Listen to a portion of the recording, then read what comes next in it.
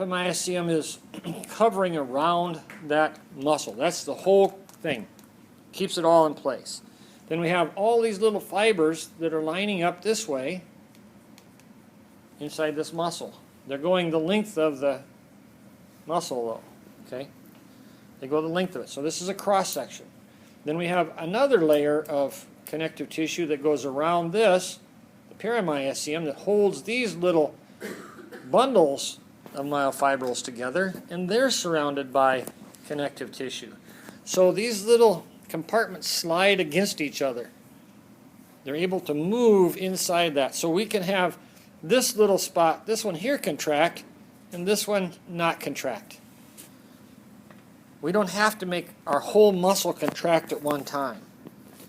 So if I want to lift this little stylus, it doesn't take a lot, right? I can use, 10% of my muscles, or in my case probably 50%. But it takes very little to lift this. If this was 100 pounds, I'd have to use my muscles and Tevin's muscles to get this all lifted up, right? I couldn't do it myself. So we'd have to bring all that into place. Sky? I heard driving takes a lot of muscle use. Driving?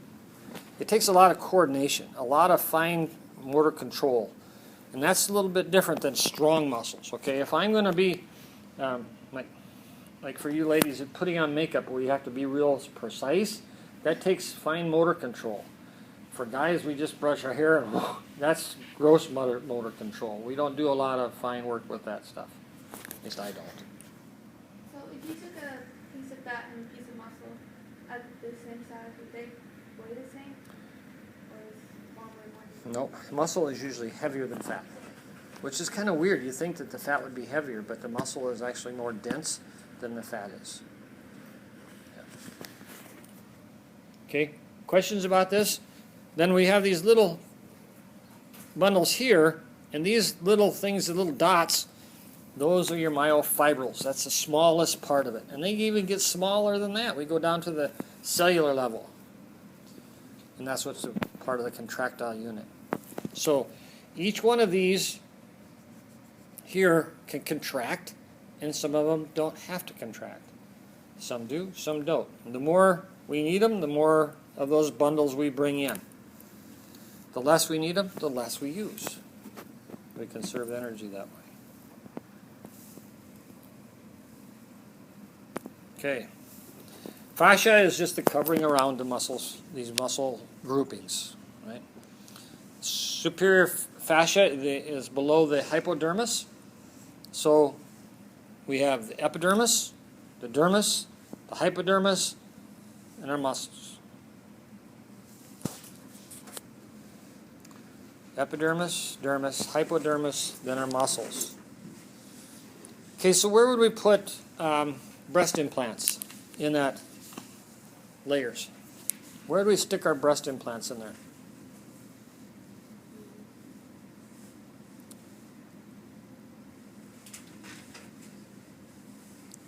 We want them under the epidermis? Farther than that, right? We want to take them a little farther than that because they could wear off and pretty soon drop off. That wouldn't be cool, too cool. Wouldn't you put it in the dermis so it would stay in place between the two legs? You'd want to go down further than that. Because if you want to go into the hypodermis or even under the muscle. Most of them, some of them will put it between the hypodermis, between the fat and the muscle, and some will put it underneath the muscle, which is kind of weird, but they do, depending on what the situation is. Muscles attach to the body in different ways. They can attach directly. They can attach right to the bones, like the intercostal muscles will attach right to that costal groove. Right? Remember that? Costal groove. And then we indirectly by way of tendons. So the muscles will come together and the fascia on the outside of the muscle will attach to the periosteum of the bones. And that's what holds it in place. That periosteum locks it in place and creates the fiber connection to those bones from the muscles. Then we can also attach it to the dermis, which is underneath your skin. Or we have to remember that when we stress a muscle, we can tear it. It's better to break the bone than to tear the muscle. It heals a lot faster if you break the bone than it would be if you tear a ligament, tear a muscle, or a tendon. Okay. So muscles are cylindrical. They're round, long round. They have lots of nuclei. Why do they need to have a lot of nuclei?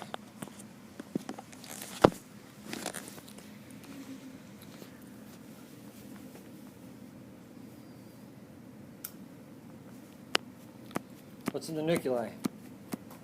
What's in the nucleus of the cell? Codes for making? Making, starts with a P, ends with N.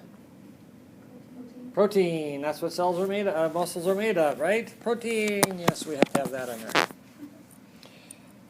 We have lots of mitochondria. Why lots of mitochondria? What does the mitochondrion do? Makes ATP. We need lots of ATP to make our muscles work. And we have storage for glycogen. We have starch stored inside of our muscles, which is really cool because you could quit eating and your body will use that storage to keep you going. And when that's gone, then it goes into your fat reserves. Keeps you going that way. Also contain myofibrils, sarcoplasmic reticulum, and T tubules. Oh, we'll get into those in a little while. Myofibrils. These are the small, very small, 80% of the cell volume, densely packed, broad-shaped fibers. They have light bands and dark bands on them. When you look under a microscope, they look striated, like there's lines across the muscle fibers.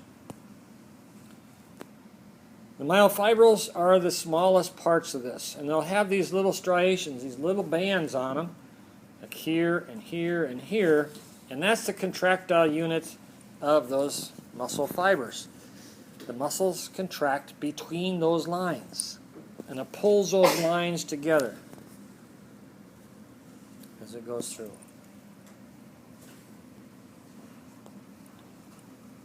Sarcomere is the smallest contractile unit of a cell. Smallest contractile unit. So this is a sarcomere, and it has basically two different things. It has an actin molecule and a myosin molecule.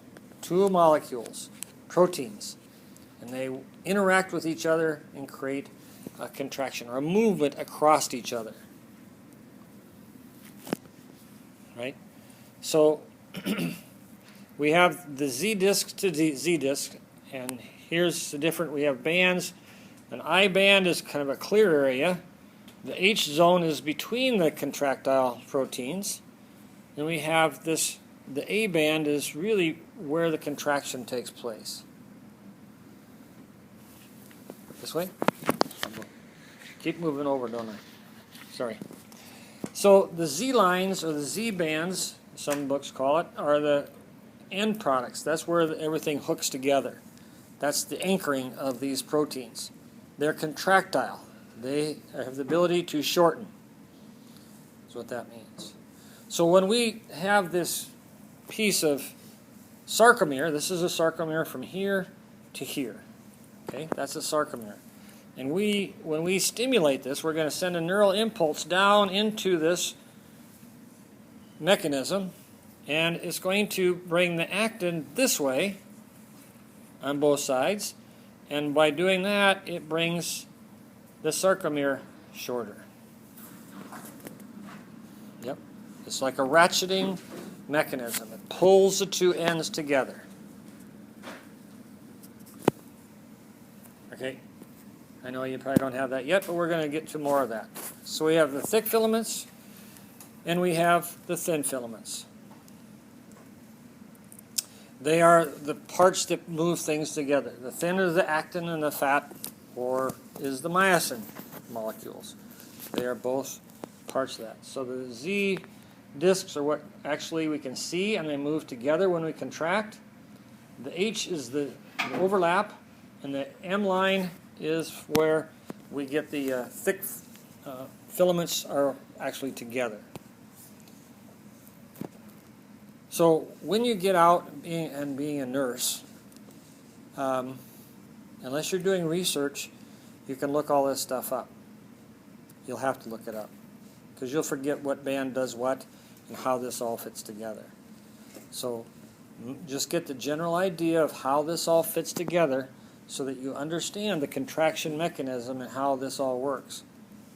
So the Z discs are what actually is the end of this sarcomere.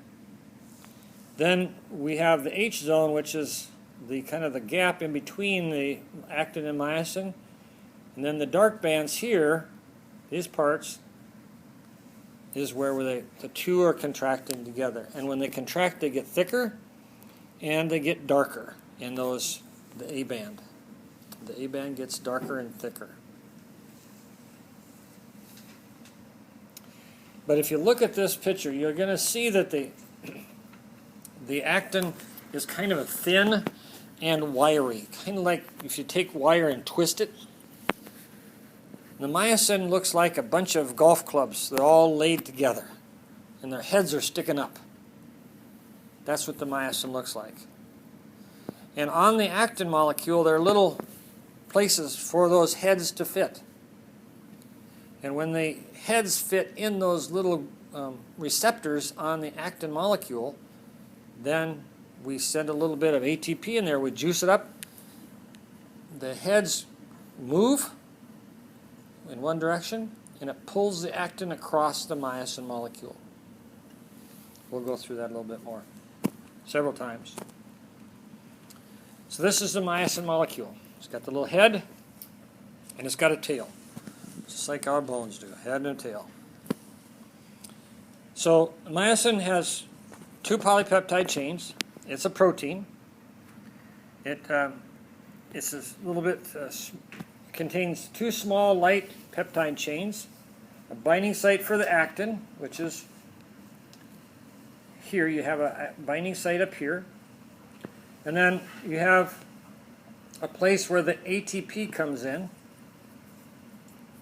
And the ATP is going to go in and make this part move this way. Makes the head of that myosin molecule cock one way in one direction. Okay, that's the myosin molecule. Actin is a smaller molecule. It's twisted, and it has these little receptors. And the receptors are actually covered most of the time. And we have to uncover them so that the myosin head can fit in those little receptors. So wherever you see these little purple things, these little red things, that's the receptors are covered up. We have to uncover them, and then the myosin molecule can interact with that. They lock into place.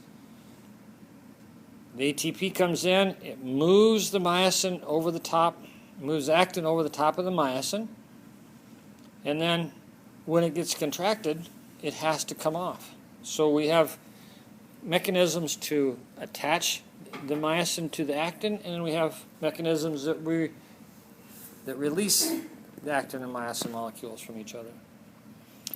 And what they are is the tropomyosin and troponin. These are regulatory proteins. The little strands are the tropomyosin, and the troponin are the little red things look like cherries. And they're all depends on this little chemical here called calcium. Calcium is very important for us. If you don't have calcium, you get muscle cramps. You'll be laying in bed at night, something hits your leg and you can't move. That's part of the calcium mechanism. And the ATP, the energy that you have in your muscles. Okay, going on. We're going pretty slow with this. So, the actin and myosin molecule. If you look at the actin molecules, they look like little round BBs with holes in them. Those little holes are where the heads of the myosin fit. We have to get those to lock in place.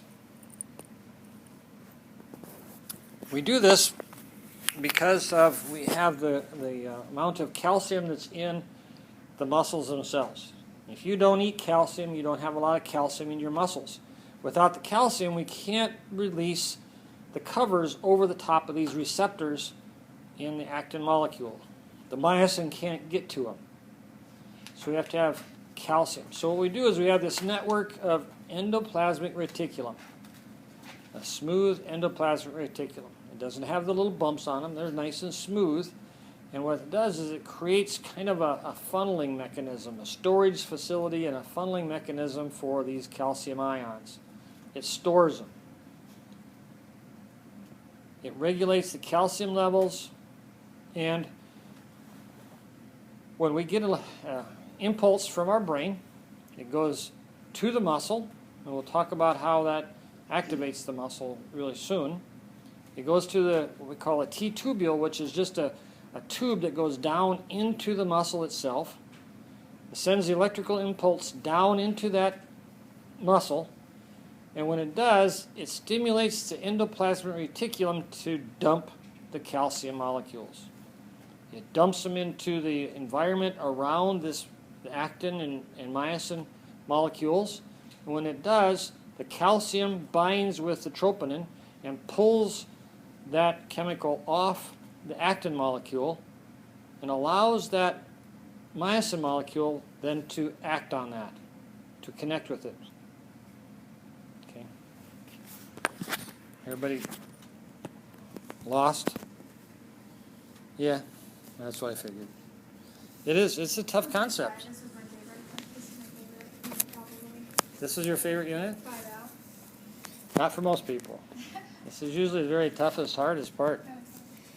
It really is.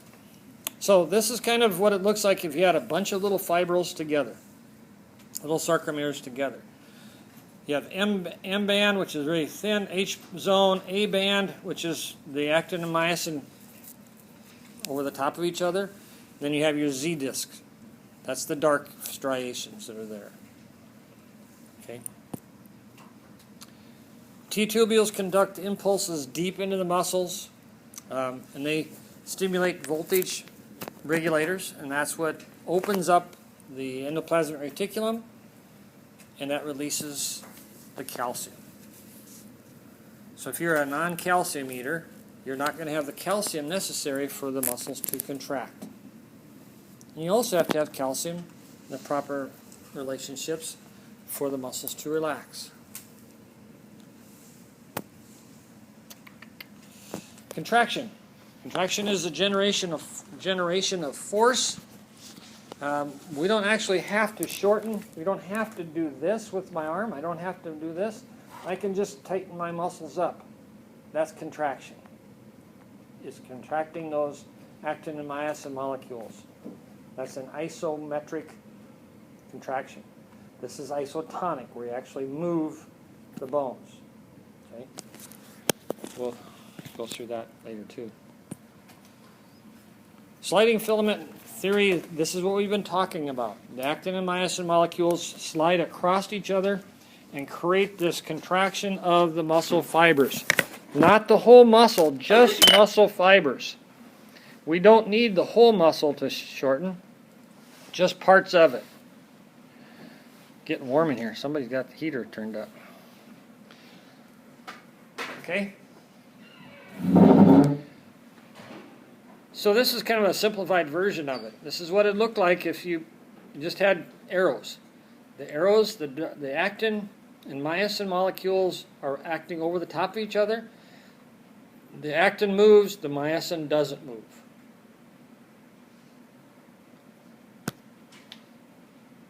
This is what it looks like if you put it under a microscope, electron microscope. You can see the bands. You have the Z bands. This is off a little bit. Looks like it's been stretched. But you have these lines here. This is the contractile unit, basically, from here to here. Then we have our the H band, the A band here, the little band in between, and then we have your actin and myosin molecules interacting here, pulling everything towards the center, shortening it up.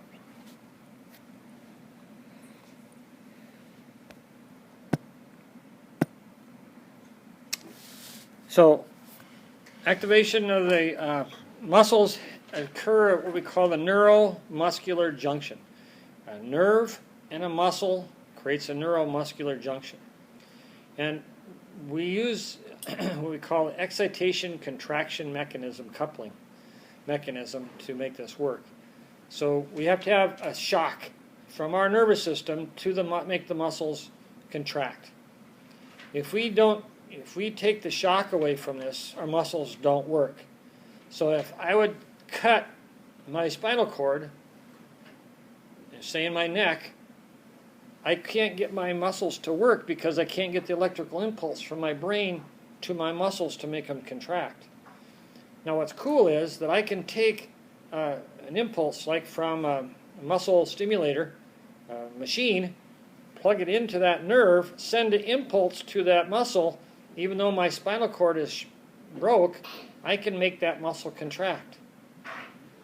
So they can put a computer on somebody's back and hook the computer leads to the muscles and make somebody walk because the impulses are going from the computer to the muscles, not from the brain to the muscles. They can do that. So someone who's paralyzed, could they get like a computer and like make themselves walk? It's very complicated because That'd be awesome though. remember when we make a muscle contract, we don't make the whole muscle contract. Mm-hmm. So we have 1,000 muscles contracting what they call motor units. So little pieces of the muscles have to contract in the proper sequence to make us work. And our brain can figure that out. To program the computer to do just the simplest things, we have to have many thousands of steps programmed into it. So the computer would be more general, so it, yeah. Gross movements, then fine movements. Yeah. They're not very smooth at all. So the neuromuscular junction is just where the nerve comes down, and it doesn't actually go into the muscle. There's a little space between them. They call that a junction. It's like a dip inside the muscle, and at the end of the nerve, there's a kind of a ball at the end of the nerve called the terminal bouton, and it creates a little gap, a cleft between that nerve and the muscle. And what happens there is the nerve sends electrical impulse down to the end of that nerve, and when it gets to the end, it stimulates these little pockets, these little vesicles, to dump a chemical into that space between the nerve and the muscle, called the neuromuscular junction, and that chemical will travel across that space, and it's not a huge space, it's just tiny, and when it gets to the muscle, it causes a depolarization and an electrical impulse to occur on that muscle itself, that muscle fiber. Okay, so this is what it looks like. We have the nerve coming down, that's this blue thing here at the top. And the nerves, you have to remember, are not just one nerve. It's many nerve fibers running together. So we have, in this picture, we have 3 different little nerves coming off this main nerve bundle, and they will stimulate different ones of these little fibers. Maybe they'll stimulate 10 of them or 50 of them, depending on what kind of nerve that is. But this is the end of the nerve, and this is the kind of the picture of it here. I guess I got that pretty low. But as the impulse comes down, it stimulates these little pockets of acetylcholine to be dumped into this area here. This is the muscle here, and it'll be dumped between the muscle and the nerve. It travels across the membrane, across that space to the membrane. And when it gets to that, it creates an action potential, a shock that goes down the T-tubule into the muscle, that releases the calcium, that releases the receptor sites on the actin for the myosin. The myosin connects to the actin. ATP comes in, pulls the actin across the myosin, and voila, we have a contraction. Pretty simple, right? The only part is it's all done in the dark and all chemically by the chemicals. It's not anything special. So this is kind of a cross section of what it would look like with the muscle fiber here in the bottom and the nerve coming down and releasing those types of things. Somebody stopped me at 4 more minutes. So neuromuscular junction is, we talked about that, it helps to generate the action potential in the muscle and creates that impulse to going into the muscle to release the calcium, makes it go through. Now, if we would continue to release acetylcholine, that little neural stimulator, then the muscles would continually fire. Bing, bing, bing, bing, bing, bing, bing. So we have to take it out. When you contract a muscle fiber, it can't stay contracted all the time. It'll get tired and it'll quit contracting. We run out of ATP, we run out of nutrients that allows it to contract, so we can't do that. So we have to clean out that acetylcholine out of that space. And then the muscle can relax. It doesn't have to contract all the time. But when it gets to the muscle, when that little action potential gets down to the muscle, it causes depolarization. Now I know we haven't talked about action potentials in the nervous system yet, but this is why we kind of go over this, and then when we get to it, we're going to explain it again, and it'll be more apparent at that point. But we get this depolarization of the cell membrane, and that causes a shock again, an electrical impulse into that end plate, which then in turn allows for another action potential to build. That goes down the T-tubule because it hits a threshold, and then it releases the sodium and creates open, and we get this exchange of sodium and potassium just like we do in the nervous system, and we get this electrical charge taking place. The repolarization is when the sodium potassium has to return back to normal levels in the cell. All of our cells have a sodium potassium pump that moves the sodium and potassium back and forth across the membrane. And that's what creates that balance in the nervous system and in our muscular system. Okay, so we're constantly moving sodium, potassium, acetylcholine back and forth across these membranes to make sure that they are in the right polarity for the action potentials to take place. So when we get this stimulation, it comes in, the nervous system sends a shock into the body. At this point, we start to depolarize, and then when we've got to the maximum depolarization, it will return back to its normal levels. The sodium is opening here, and the sodium-potassium channels close here. So we're replenishing the sodium-potassium back. That's that sodium-potassium pump you studied in biology, I hope. I hope you studied that. Yeah, it's been 4 minutes. About 3 minutes? No, it's been. Has it been 3 minutes? Okay, so what we're going to do is to see...